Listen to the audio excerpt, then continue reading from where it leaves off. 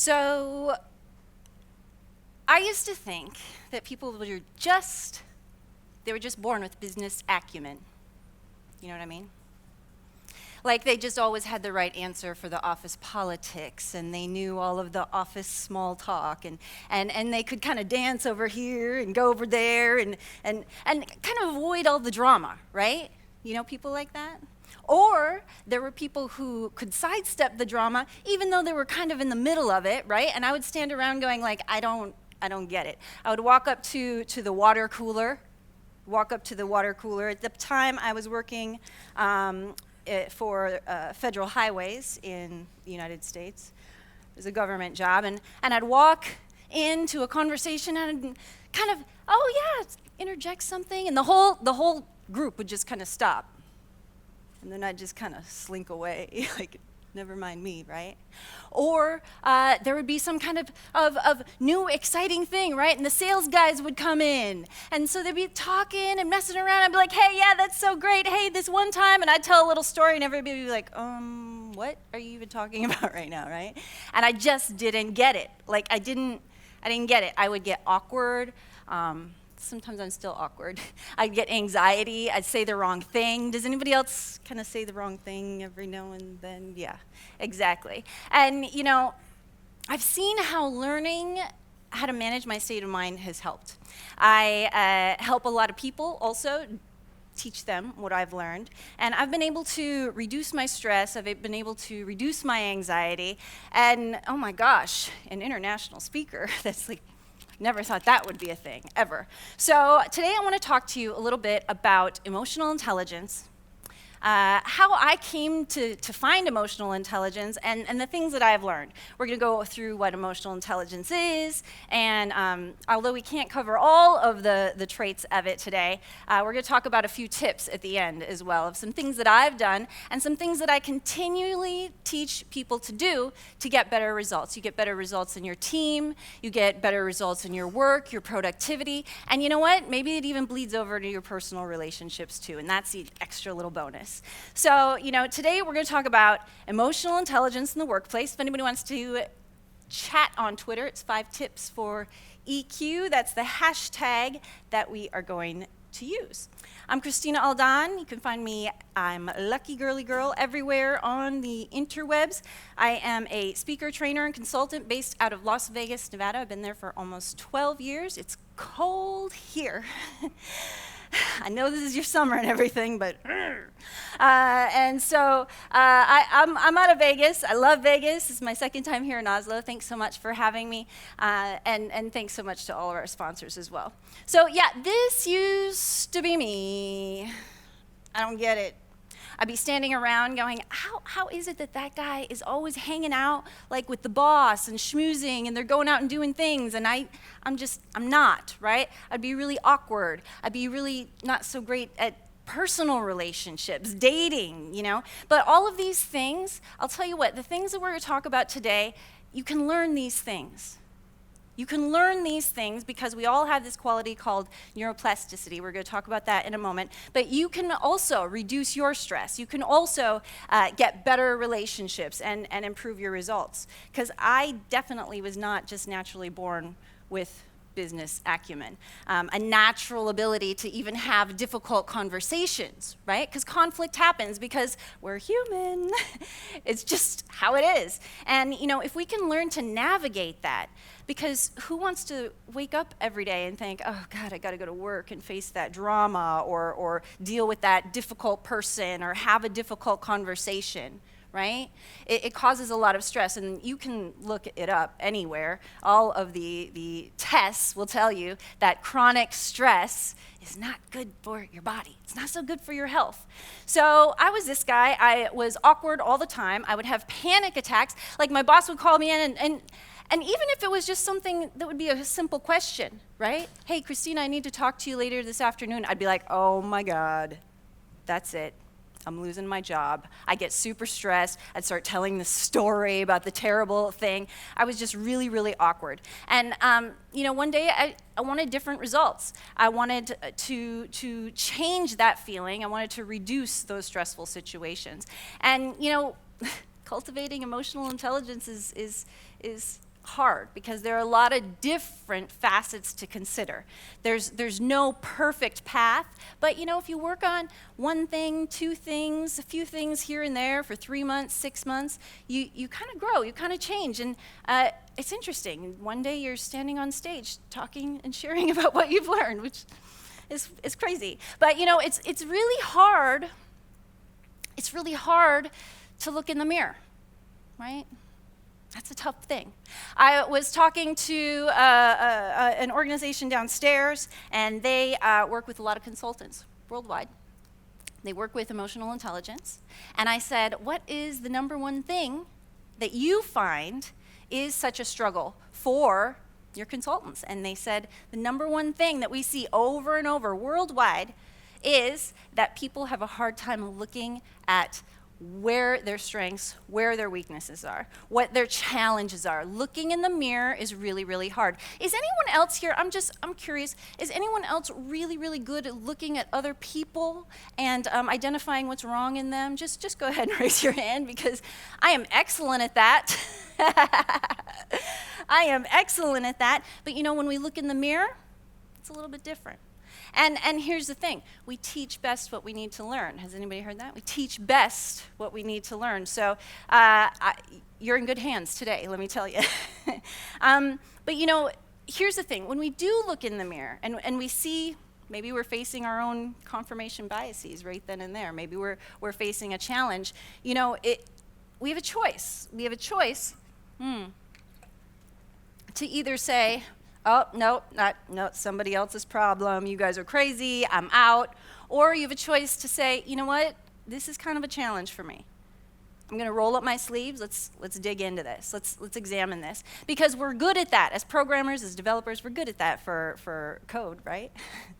But when it comes to ourselves, it's a little more challenging. So let's talk about it today, because, the world, unfortunately, most of the time looks like this. It's chaos, right? It's chaotic out there. It's a mess. And we're all just doing the best we can with whatever skills, tools, resources, energy, money, whatever that is that we have at the time. But the world expects us to show up regardless, right? You still got to produce. I suffered from chronic pain for most of my life. At one point, I was diagnosed with carpal tunnel, and I had a lot of chronic anxiety and panic attacks and issues, daily battles that I was facing that I just really didn't feel like being creative. I own a digital advertising agency, and so, designing websites that day, it's really hard to feel creative when your brain's going, pain, pain, pain, right? You're in that fight or flight mode. And we'll talk about that a little bit more too. But, maybe some of you have chronic pain. Maybe you're caretaking a sick family member, or you have a special needs child at home, right? But listen, work doesn't care. You still have to show up. You still have to produce. You still have to be professional. You still have to navigate office politics. You still have to manage your mindset, right? So let's talk about that a little bit. 60 to 80% of all difficulties in organizations, they stem from strained relationships between employees, right? Well, okay, sure. That means, if they feel discouraged about being taken advantage of, maybe they're going to dislike their work. They're going to do less quality work. Maybe employee theft might increase because they have all of these strained relationships, bad morale, and at the end of the day, typical manager spends about 25 to 40% of their time just dealing with conflicts. They're tired of dealing with conflicts. Who here is a manager, team leader? You have some teams that and yeah, you're shaking your head. You're like, work it out. That's a lot of what we hear, right? We're all adults here. Work it out among yourselves. So at the end of the day, the managers really prefer you to work through your own conflicts. So there are ways that you can do that, and there are ways that you can manage your mindset a little bit better. Because, if you are a manager, the cost of replacing that employee is a lot. It's really damaging. So I think that the tips that we're going to learn today, and even if you choose, like I said, one or two and work on them for a few months, you'll get some results, and I want to hear about them too. Tell me what happens. Now, it's important to note, when I'm talking about managing your emotions, I am not talking about fake it till you make it. Fake it till you make it lasts for about 90 days. There's a reason why when they hire junior developers or they take on interns or new people, they say, here's your 90-day probationary period, because it only takes, well, if you're me, it only takes about 6 weeks, but about 3 months for the crazy to come out. So what I just do is I just let all my crazy hang out right away, because if you don't like me now, you're definitely not going to like me at the 11th hour just before we're trying to launch and something happens and somebody's lead developer, right? So it's best to just kind of let it all out, not fake it till you make it. I'm not talking about fake it till you make it here. I'm talking about processing your emotions in a healthy way, in a way that is going to allow you to move forward and get the results that you want. And the cool part is that once you deal with a difficult situation like that, when you deal with conflict, when you show up for yourself, it determines how you behave in those situations for the rest of your life. So the next time a conflict comes up and you're like, ooh, am I gonna roll up my sleeves or I'm gonna walk away? Think about that. Do I want to keep dealing with this conflict over and over and over for this pattern in my life? Or am I ready to finally just kind of dig in and interrupt this pattern and change my behavior, change my mindset, and really teach the people around me how to treat me, right? And it gives you a clearer picture also of your place in the workplace and in how people respect you, treat you. I have helped some of my mentees before. I just got a great email from somebody in Greece, a woman in Greece, who said, Christina, I'm super excited. I asked for a raise, which she never thought she would be able to do. We had a couple sessions, and then she said, it's interesting because my manager is treating me different, and he's treating me so differently that other team members are asking me, what are you doing? How come they're respecting you more? How come? And so, I know this stuff works, and it's really, really fun when I hear from people about, hey, this is cool, I'm gonna make more money, I'm getting more respect, and other people are asking me how I'm getting these results. And you'll find that because results are addictive. But this is how it is sometimes. When you wake up in the morning and you're like, oh, not today. I don't want to go to work today. I don't want to face that problem again. I don't want to face that bug again. I don't want to face that person again. And if you're feeling stressed, if you're feeling emotional and you're trying to pretend that everything's okay, you're trying to avoid instead of dealing with it, it's going to cause havoc in your health. It's not healthy for you. And so your mental and your physical health will decline over long periods of chronic stress.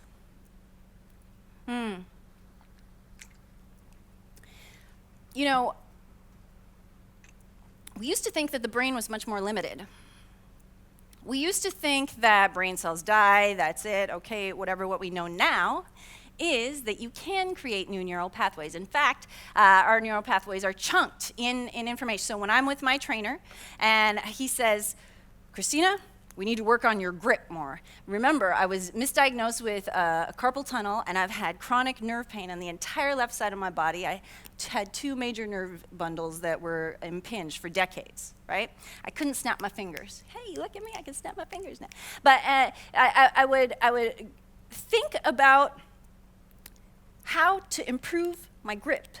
And so I got these grip strengtheners, and I was so proud. I went to my trainer, hey, look, I'm doing this. And he said, no.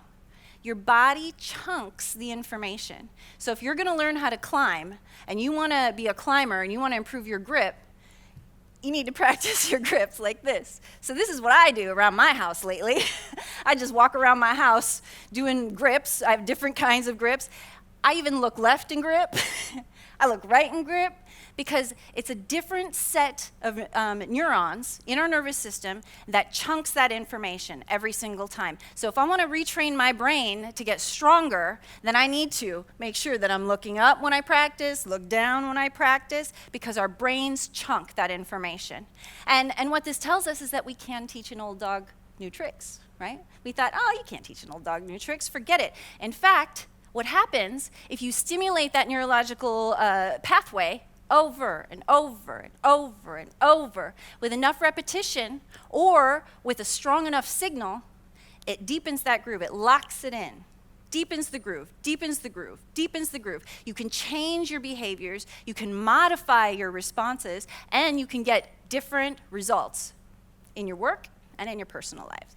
So it makes sense then that just reading a book about emotional intelligence, I recommend Emotional Intelligence 2.0. It's a great little book, short read, and it has a great quiz at the end that tells you specific actions that you can take to improve in the areas where you scored low. Emotional Intelligence 2.0. But reading one book isn't just going to magically go, oh yeah, okay, great, I know emotional intelligence now, we're good. Taking a 1-hour breakout session at one of the best conferences in the world, 1 hour, still not going to help you all that much. You got to practice this stuff. I started practicing this in my 20s, in my late 20s. And so, it takes a lot of repetition or the strong enough signal. Now, when I was little, and you don't quite have these here, but in the US, has somebody seen the US outlet?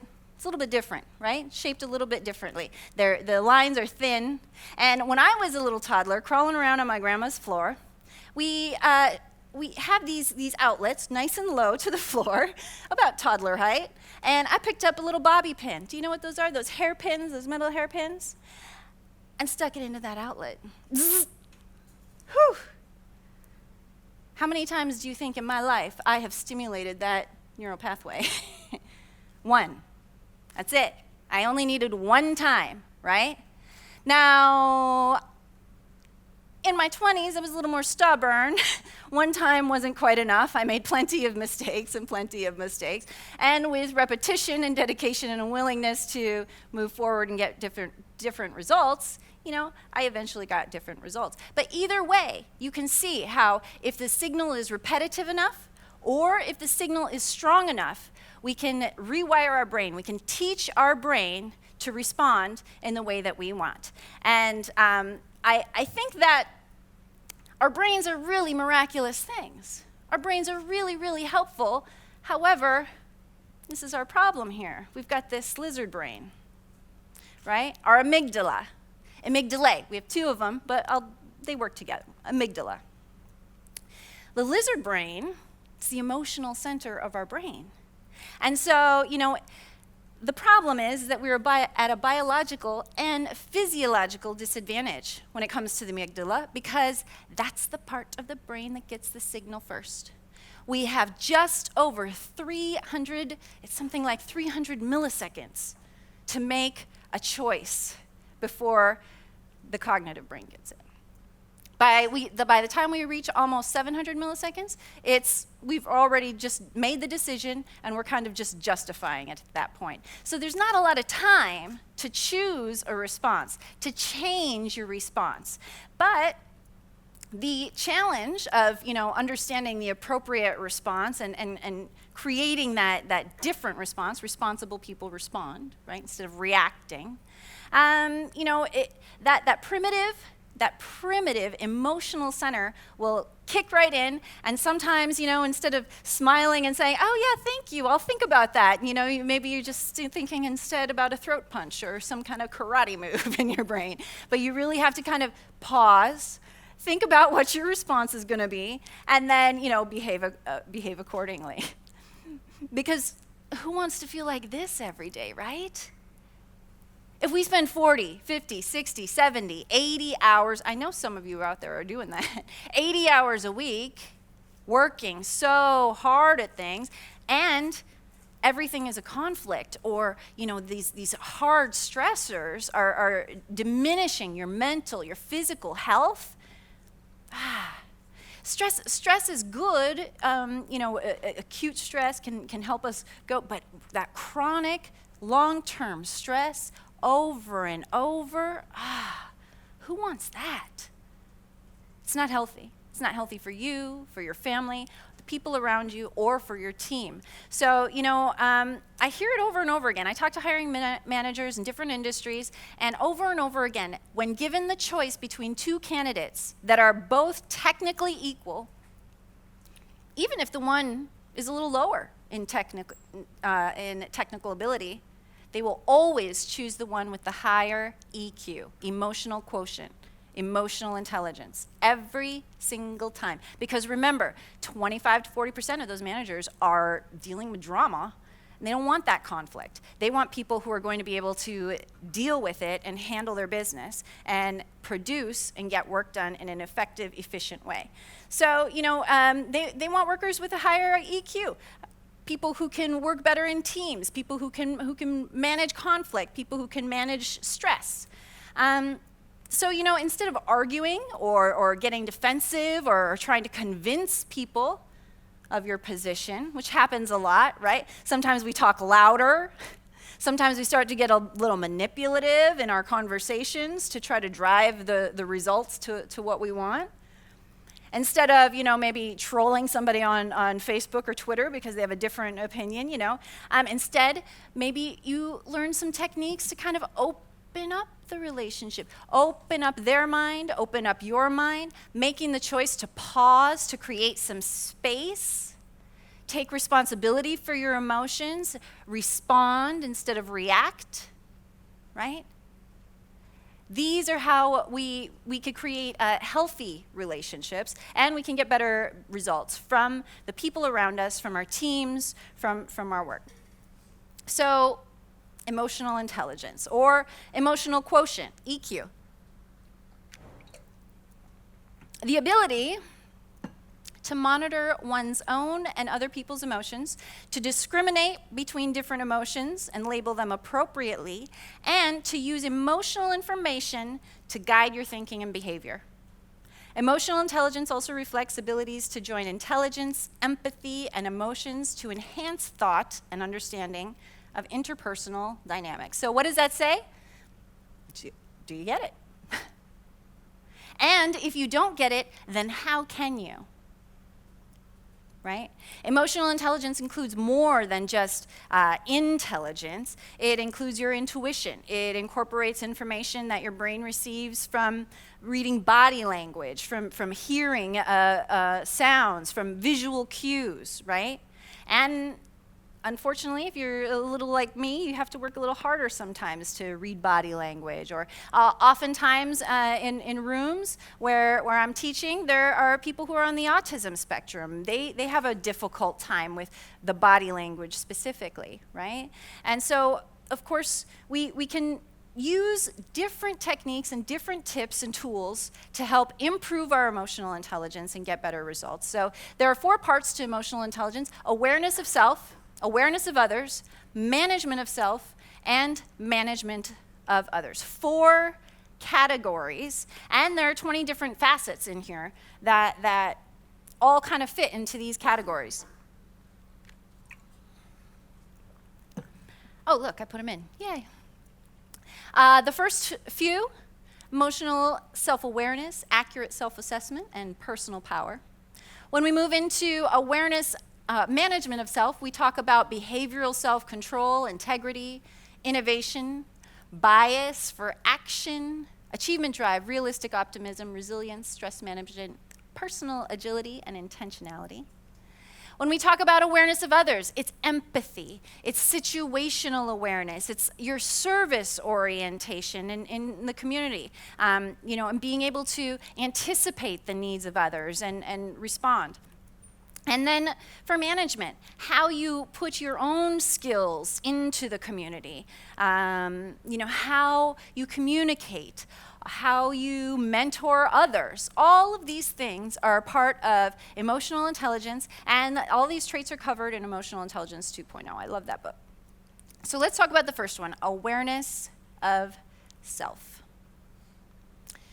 So yeah, looking in the mirror is hard. It's difficult. It's so much easier to look at other people. And, sometimes our confirmation biases, it's really hard. Sometimes it's even harder if we're working in an isolated environment. A lot of programmers work remotely, right? And so we're in our own zone, and there isn't a whole lot of engagement. Maybe it's just here. And being able to look at yourself instead of looking at others to analyze and judge them, it's a lot harder because it's easy to be distracted. Emotional self-awareness. This is your perception of emotions. It's the ability to detect and decipher emotions, faces, pictures, all of that. And so if we think about the ability to identify your emotions, sometimes, if I ask my 5-year-old, oh, how are you feeling? I'm feeling bad. Well, what does bad mean? Well, are you sick? Are you angry? Did you do something to hurt your brother, right? Bad can be but you can get more specific about how you're feeling. And when you understand your own feelings, then you're going to be a lot easier. It's going to be a lot easier to empathize with others and understand their feelings as well. An accurate self-assessment. An accurate self-assessment. I used to be really, really bad at this. I used to take a lot of self-assessment tests. The thing about self-assessment tests is that they are not prescriptive, they are descriptive. And when I take them, I never go, oh yes, this is just how I am. I am you could take the Myers-Briggs, or you can take the True Colors test, or you could take any of these personality tests, right? And pigeon yourself into that box. But when I take those tests, I usually like to take them in a specific context of how I am right then in that moment, because we're constantly changing. We're always changing. Our mindset is different, our pain's different, our stress level is different. And so just remember, when you're taking self-assessments, they're not prescriptive. They are descriptive for where you are in that moment. And that's why I used to take a lot of them as well, because I would look at them and go, I don't think that's quite, let me see. And then you can kind of see patterns. You can start seeing generalized patterns in your behaviors. Another one is behavioral self-control. So my coach, Mark Rowland, he says that we all have 2 internal and 2 external superpowers, and we must use our superpowers for good. We must use our superpowers for good. So our 2 internal superpowers that we always have control over are our thoughts and our emotions. And our 2 external superpowers that every single one of us here can control, unless there is a debilitating disease or some kind of brain issue that they can't make the connections. But otherwise, our words and our actions are our 2 external superpowers. So we have our thoughts, our emotions, our words, and our actions. And it's important to be able to maintain behavioral self-control of all of those things. So think about it. How do you manage yourself? How do you manage yourself in certain situations? Because some people, you might manage yourself differently at your nonprofit. Oh, it's just a nonprofit. We're volunteering. We're here for the children. We're hanging out, whatever that is. And then it might be a little bit different when you're at work, and it's like, oh my gosh, we have deadlines, let's go, this is serious, the client expecting the delivery, what's happening, who broke the bill, right? It's different in different scenarios. And so having that emotional awareness of yourself is gonna help you get better results from your work, Sometimes I hear people say, oh, I can't help it. Oh, it's just how I am. Oh, I've always been that way. No.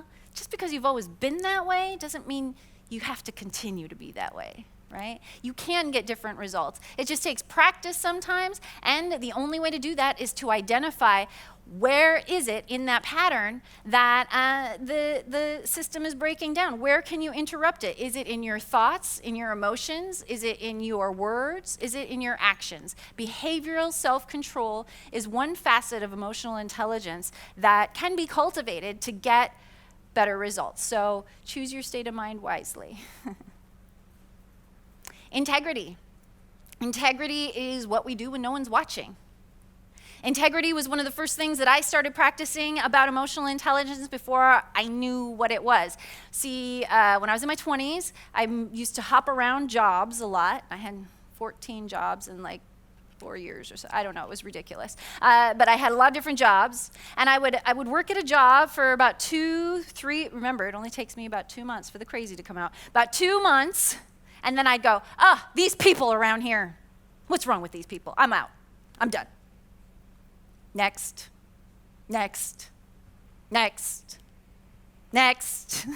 And then finally I had to stop and I had to look around and go, what's the common denominator here? I think I want different results. Integrity is what we do when no one is watching, and this was one of the first things that I started to manage in myself for emotional intelligence to get better results.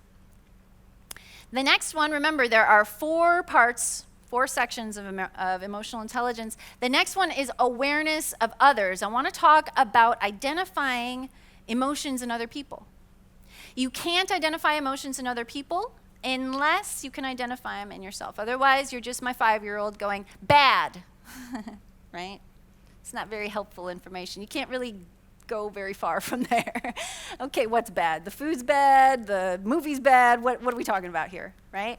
So being able to identify emotions in other people is going to be really helpful for you in finding solutions to work with them, to finding middle ground whenever there's conflict, right? Whenever you're having a difficult conversation. And that feeds right into empathy. Empathy is walking a mile in somebody else's moccasins. Sympathy is being sorry their feet hurt. Sympathy can sometimes divide us. Maybe you've experienced this before. I've had a difficult year, and sympathy and empathy have been really on my radar this year because sympathy can sometimes divide us. Sympathy can sometimes come off as platitudes, right? Sympathy can sometimes, I'm sorry, well, at least, we try to silver lining it, right? Or sympathy can divide us. It can come off sometimes as oh, you'll be fine, you're strong, without really listening to the person's feelings and what they're going through. Empathy, however, empathy's different. Empathy has you, pull up a chair, sit down, and go, oh, man, sucks that you're going through this. I don't know what you're going through. I don't. But you don't have to go through it alone. How can I help? What can I bring you? Nothing? All right, then I'm just going to sit right here. You don't have, nope, I'm just going to stay here with you so you don't have to do this right now alone. That's empathy. Empathy doesn't try to fix it. Empathy doesn't try to put a silver lining on it. Empathy doesn't try to comfort the other person to make you feel more comfortable because, this is kind of heavy right here and I don't feel comfortable, so I'm going to, come on, let's go get ice cream. But if you really stop and can empathize with another human being and they feel heard, just that enough, that alone sometimes is enough to have empathy. This is my mom. We went to the Grand Canyon. It's about 2.5 hours from Las Vegas. So my mom comes, and we're on vacation, and we're driving to the Grand Canyon right on our vacation. And suddenly, I'm just starting to complain. My sister hasn't come to visit me. She never comes to visit. Now, never mind that I've never gone to visit her, right? She doesn't come visit me. I don't know this and that, and I wish this and that. And she just kind of let me rant for a minute. And then she was like, why is it so important to you to judge her? I'm not judging. I'm not judging. And she was like, well, if there's anger, there's judgment. Oh. And when's the last time you visited her, right? Because I wasn't really empathizing with her situation, and I just wanted her to live her life my way, and I wanted her to come visit me, and I wanted her to be on my time and my schedule, and it just really wasn't. It shed some good light on my relationship with my sister, and maybe why she didn't come visit me, right? So, that's a good example. If you're angry, if you find yourself pushing against something, there's a conflict, or you find yourself kind of manipulating around somebody, there's a good chance, it's a good signal that you need to empathize with their situation a little bit better and think about where they're coming from so that you can find a solution. Communication. Who's had a boss like this before, where they just squawk at you, and that's their form of communication? There's just a constantly, right? There's no back and forth, there's no listening, there's no, sometimes you might have a person who is only sitting there waiting to speak. Yes, okay, go ahead, say your piece. They're not really listening to you. And as soon as you finish, yes, and anyway, so what I was saying, right? Communication is a two-way street. It goes both ways. And even as the communicator, you need to make sure that the other person is in a position to listen to you. Again, that's bringing in that empathy, right? Because if we have a deadline, we're about to launch a big campaign, and then suddenly you're like, hey, you know what? It's 20 minutes before that launch. I think this is a good time to have some drama. It's not a good idea. It's not a good idea.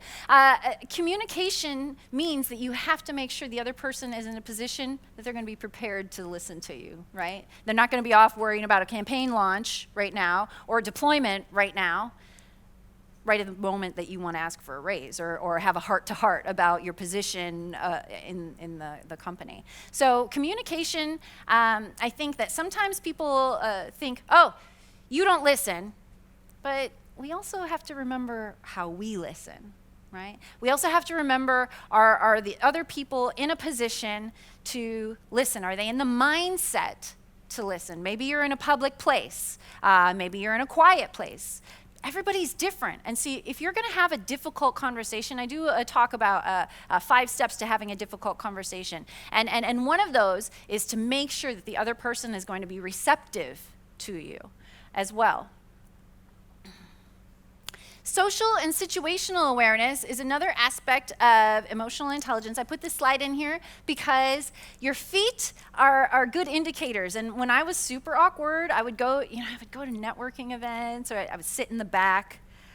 I would arrive late on purpose, and then I would leave early because I didn't want to chitter-chatter. I didn't want that awkwardness. I knew it was coming, and I just didn't want it, right? Sometimes I'd be talking to people, and I looked down, and I learned this trick, and it really helped me out of some situations. You look down, if their feet are pointing toward you, then they're likely listening to you. But if you're at the after party tonight, and you're hanging out and you're telling somebody about this really new awesome feature, and you can't wait, and you look down, and their feet are pointing towards the door, that's your cue. It's not perfect, but it's pretty close. As an awkward conversationalist, it's pretty close. So look down at feet. That's something, body language. Check out what other people are reacting and responding to the data that you're giving them. Motivation. How you can motivate other people. So I have a trainer. We work on performance training. We work on grip. And I told him I want to start climbing. And so I said, it's just weird, Peter Pinto. He's awesome. It's just weird, Peter. I don't know. I'm not motivated. I don't want to do it. No. Oh, but Christina, you didn't meet these goals. You didn't do that. Well, I'm not motivated. And he said, you're always motivated. We are never not motivated. Now, we might be motivated to sit on the couch and binge watch our favorite Netflix series. We might be motivated to eat an entire bag of chips. We might be motivated to go out instead of working on that blog, but we're motivated. So, what are you motivated toward? And what are you motivating your team toward? Now listen, everybody has different motivations. That's okay. And one of the biggest mistakes that I see, because remember, I do mentorship. At any given time, I have about 7 or 8 mentees all around the world, different parts of their careers, or maybe they have a communication thing, or maybe they're a new startup, or something like that. But I have a broad range of different mentees that I talk to. And one of the biggest things is, but I can't get my team. I did this thing, and they're not all doing it. Well, of course not. Because all 12 people don't have the same motivation, right? And so this is where we can celebrate the individuality of our team. Some people are just motivated to get that paycheck. Is that wrong? No. Some people are motivated to put in their time, good quality work because they love the code. That's fine too. Some people are motivated because they believe in the company or they believe in the project. Yay. But it's up to you as a team leader, and you can lead from within. You don't have to be a manager to lead a team, to build up morale, to get better results. I've seen it over and over again. So you can motivate everybody based on what their motivations are. If somebody wants to be a remote worker and somebody has to have that office, that's okay too. Every single individual on your team has different motivations, and it's up to you to think about what motivates them and how to move them all toward a common goal. I have a friend who's an architect over at Quicken Loans, and I was like, hey, how's herding cats, right? That's what he does. How's herding cats? And he said, you know what it's like motivating my team? It's like we're all just kind of standing around and hanging out, and I come by and I go, hey, where's Perfect? Where's Perfect? Has anybody seen Perfect? Oh, hey, there it is. Hey, it's Perfect. Okay, everybody, come on. All right, okay, here we go. And we're all going, and it's perfect, and yeah, perfect. And then somebody, hey, wait a minute. Where'd he go? Does anybody see Perfect? All right, come on, everybody, right? And you take these baby steps, and you move forward towards that. And it's a lot like that. And as long as you understand the motivations of your individual team members, you'll be successful at that and moving forward, and you'll be able to motivate people toward a common goal. So relationship management, how we put our own skills into our community, how we manage those relationships. Awareness of self and awareness of others. It strengthens your personal and your professional relationships. And then, contributions to the community, how you're managing all of that. Understanding your emotions helps you to manage those relationships a little bit better, whether it's coaching, mentorship, leadership. We'll talk about that right here. And having that ability to recognize how those things change over time and how you need to kind of keep tweaking. It never ends. You're always growing, learning, because people's motivations are always changing. And perfect, guys, oh man, perfect is hard to, it's out there, but it's tough, right? So let's think about this. When you're building your tribe, when you're thinking about your community, mentoring and coaching others is an aspect of emotional intelligence that we talk about. So mentoring and coaching others. Who here has a mentorship program at their company? Has anybody experienced? Okay, a few. Yeah, mentorship programs are really effective. At Zappos is in downtown Las Vegas. They moved their headquarters to downtown Las Vegas. And they had a, what was it? Oh, they have a thing where you can change departments just for one day to explore a completely different department. Oh, hey, that's kind of cool. What are y'all doing down there in marketing these days, right? Wouldn't that be neat? Yeah, so they do that. Sometimes mentoring works like they'll assign a junior dev to a senior dev, right, for like a few months, 90 days usually. Wait for that crazy to come out.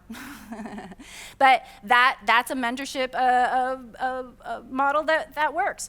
Sometimes I have mentees that I check in with once a quarter.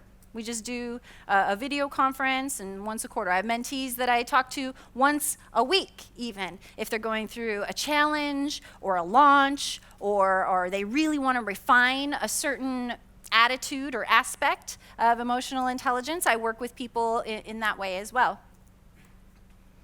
Your service orientation, how you give back to the community. Again, Zappos has a one day that you can build a community project. They have things like a local magazine, a tech magazine, where they feature and highlight business entrepreneurs in the community. You can go volunteer and pick up trash along the highway, and they pay their employees to do, as a company, to take that one day and offer service to give back to the community. The next one is teamwork and collaboration. You really kind of figure out what a person's made of when you start to collaborate with them, don't you? Teamwork and collaboration is important because everybody works differently. And it's important to manage those expectations and communicate expectations up front, and to move forward along with the project. Okay, these are the boundaries. These are the tools that we're going to use. These are our milestones that we're going to accomplish. This is how we're going to measure our success. Is everyone on board with that before you begin? I've been in on projects sometimes. You know, we had a casino. Now, I wasn't in on this project, but we had a casino a couple years ago. Gambling was down in Vegas. Oh, gosh. Gaming was down in Vegas, and they were like, how are we going to, you know what?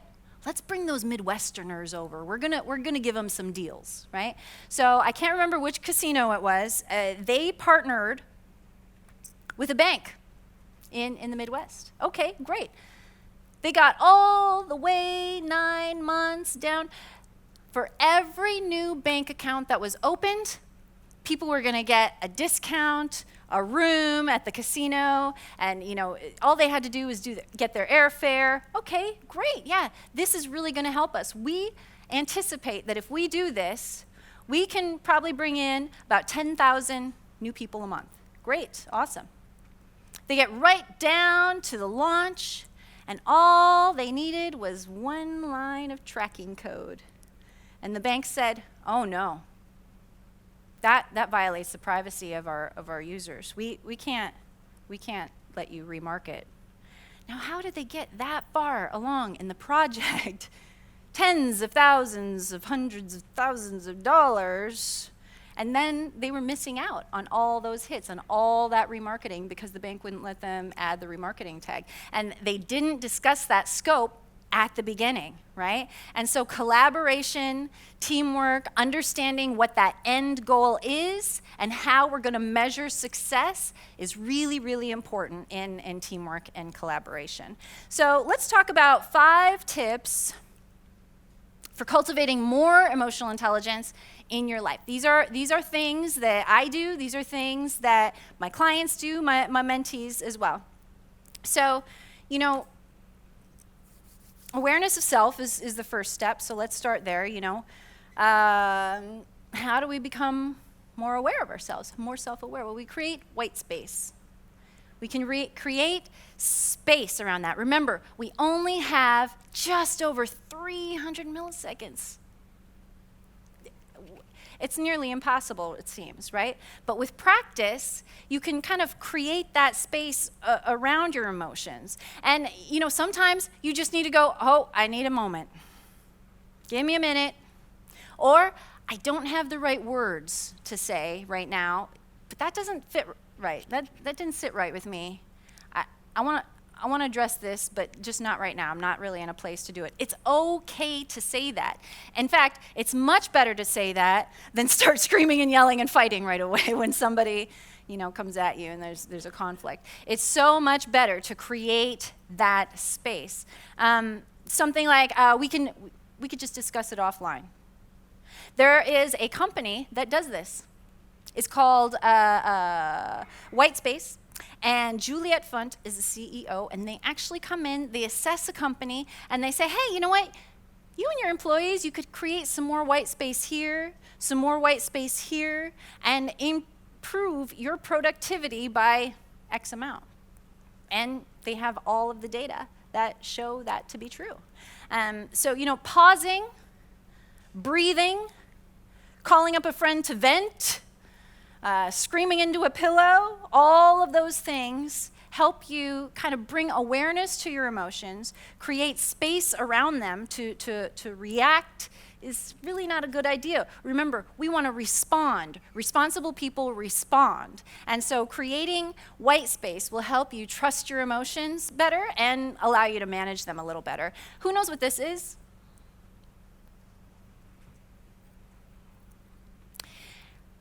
In my 20s, I had a lot of different jobs. A few of them were in restaurants. This is a walk-in cooler. The cool part about a walk-in cooler is that it's fully insulated. And so when you're crazy busy Friday night and the cooks brought out a well-done steak when it's supposed to be rare, and the customer's screaming at you, and the bartender screwed up your drinks, all you gotta do is walk your happy butt into the walk-in cooler, shut the door, and scream as loud as you can, and create a little space.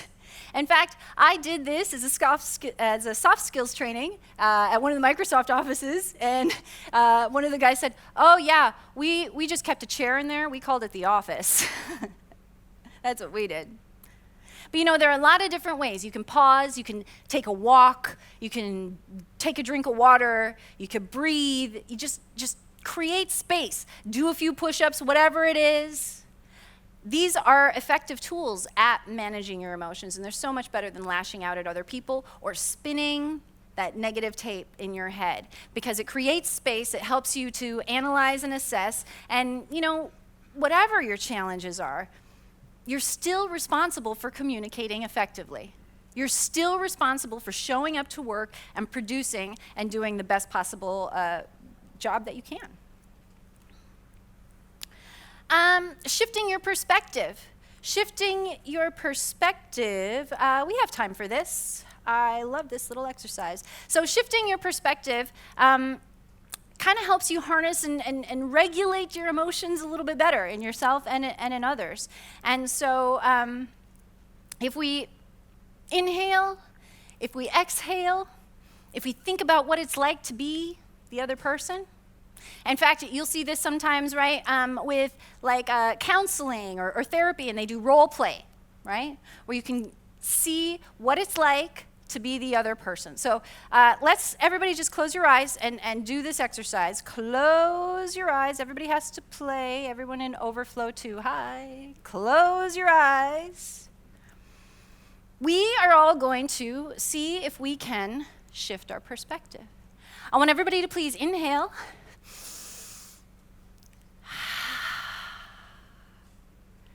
And I want you to sit in your chair and feel the heaviness of your seat.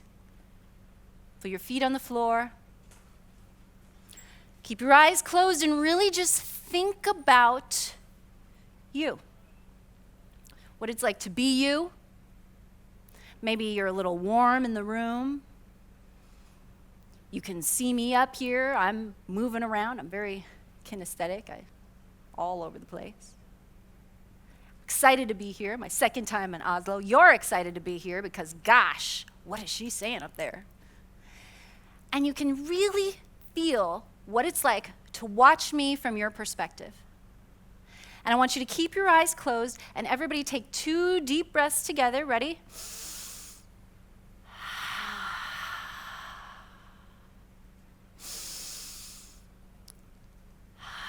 And as you exhale, I want you to keep your eyes closed and think about what it's like to be me. Ooh, I am excited to be here. I'm a little cold.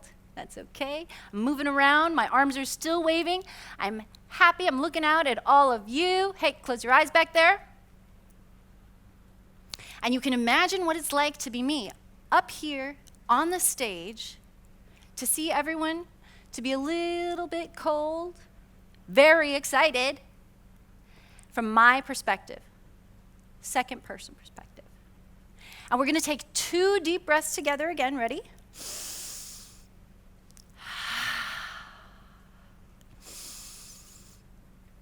And as you exhale, I want you to zoom out as if you were watching the whole room on TV. Now for me, this is one of those old-timey TVs with the dials. For you, it might be a plasma, might be an LED, might be a 60-foot, I don't know, one of those projectors on the wall. Whatever it is, you can see the dynamic between me and the audience in the room. I'm still moving around. I'm still waving my arms like a crazy person because that's how I express myself. And everybody is sitting and watching and listening and paying attention.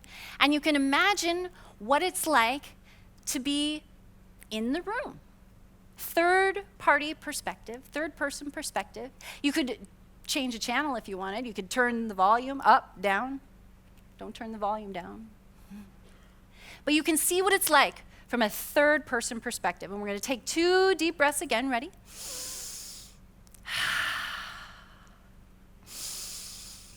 All right, and come right back to yourself and open your eyes. So who could see the room from their perspective? Raise your hand. You could see it from the first-person perspective, right? You know what it's like to be you. You could feel yourself in the chair. I'm a little tired. I'm a little hungry. When's that after party coming, right? But you could also imagine what it was like to be me, right? Who could see the second person perspective from my perspective, right? You could imagine what it was like. And then also from third person, watching it on TV. You zoom out, you see objectively the dynamic between both of us. This is the quality that you can use to shift your perspective, to gain more empathy. It's a lot harder when it's somebody in conflict, right? It's a lot harder when it's your teenager giving your attitude. It's a lot harder when it's a team member who isn't showing up and pulling their weight. But this is a good technique that every single person in this room can use to see a situation, to see the circumstances objectively, to see how you're playing out in the dynamic of the conflict. Does that make sense? And this is a technique that I've used to cultivate more emotional intelligence in my life, and it works. Get curious. Get curious. So to gain more awareness of others, good practice is to become a better listener, right? And I still have to work at this. I'm not perfect at any of this stuff, but I wanted to be a better listener. And so I started asking more questions. So instead of that water cooler talk, remember walking up and being all, hey, Christina, so what'd you do this weekend? I watched TV and worked on some stuff. Oh, cool. Was it fun? Yeah. Awkward, right? Instead, you could keep some back pocket questions in your back pocket. Tell me more about that, right? Ask these curiosity questions to learn a little bit more about people. Oh, you went to the park. That's cool. Which park? Yeah, we like to go there too, right? You find a little bit more information about why somebody does that. Oh, your kids are in Taekwondo. When did that start? How come? Oh, because you were in Taekwondo. That's cool. I didn't know that. Yeah. Right? So you can start taking interest in other people instead of your own head down, let's just get this. That's also how you find out more about what motivates people. Oh, you have a son that's about to go in college. Oh yeah, it's not cheap, right? You can really understand what motivates people by getting curious. It's almost like you have to be this talent detective about what interests people and what they're passionate about and where their talents lie. And so keeping some good questions. There is a great book, let's see, Stuart Knight. He's a Canadian motivational speaker, and he says there are basically 4 types of conversations that we have. And he has excellent questions. He's all about the quality follow-up questions. And he's got some great information and even free YouTube content out there. I highly suggest you check him out. But even asking other questions, like sometimes I find myself, and I still do this, and then it gets a little awkward and I just kind of stop. I'll be talking about myself, and then I'll just be talking, and then I'm like, oh, hey, I'm hearing my own voice a lot now. Stop with this sound, right? And so having a couple of diversion questions when I catch myself as well to kind of put it back on the other person and start getting curious about them again, that's also a good technique because I find myself sometimes blathering about myself and the sound of my own voice gets annoying. The other thing is make a list. How we help influence our community with our talents and skills. means that we have to take responsibility for our contributions. And a lot of us don't do that. A lot of us in technology, we're rewarded for the teamwork of the build together. And, oh yeah, but it's just the thing I did. Oh, it's not. But be honest and celebrate your achievements. Celebrate your milestones. That way, you can kind of take stock about what your value is and understand who you help, who in your community comes to you with questions. What do you want to influence or change at your office? How can you help bring up maybe junior developers or other people or teach somebody a new skill, right? Think about all of those things and then make a list about what kind of talents you have to offer and what kind of things that you've done that you can celebrate as well, what talents that you bring. The last tip is to be engagey. Yeah, it's not a word. But Meetup is really, really good at helping me be engagey. And it's good also for even introverts. So some of these things, the introverts will come to me afterwards, and they'll say, hey, Christina, but I don't like to go out and do that stuff. There are still things that you can do and to engage online, and you could still connect with people in that way, even if you are drained when you're around people and you need to go in and recharge into introvert mode. So, get curious, ask those curiosity questions, engage with like-minded people, engage with different people. Right? My friend and I, we would go up on Meetup and go to random things. Like we went to this house party one time over on the other side of the city that was like a pet fundraiser and it was a fancy hat tea party. Very strange, but it was fun. And so she and I hopped in the car and we brought our little tea cakes and we had our little tea hats and off we went. And it was really cool because now we're networking with people that we wouldn't otherwise connect with. And I walked out of there with 3 clients, which was great, right? LinkedIn is another way to do that. I work with a lot of small business owners. I work with a lot of consultants on branding. And so LinkedIn is a really good way to make those connections. I had somebody go, oh, yeah, but I'm not sure about, I'm in there, Christina, and nobody's engaging with me. I'm like, okay, let's see what groups you're in. He's a realtor. Every single group he was in was a realtor group. How many houses do you think he's going to sell to realtors? Not at all. So go in there and find groups that are different from yours as well. Go hang out in those. So what? So, emotional intelligence can help you improve your relationships. It can help you reduce your stress. It can help you manage your mindset and get better results from your team. I'm living proof. My clients, my mentees are living proof. If anybody here wants to connect with me, if anybody has questions or you have a very specific issue that you want to chat about, I'm happy to connect. I'll offer every single person 1 hour if you want to do a video consult with me in the next month or so. I'm traveling a little bit, but I'll start scheduling those out. This is the way to find me. Thank you very much.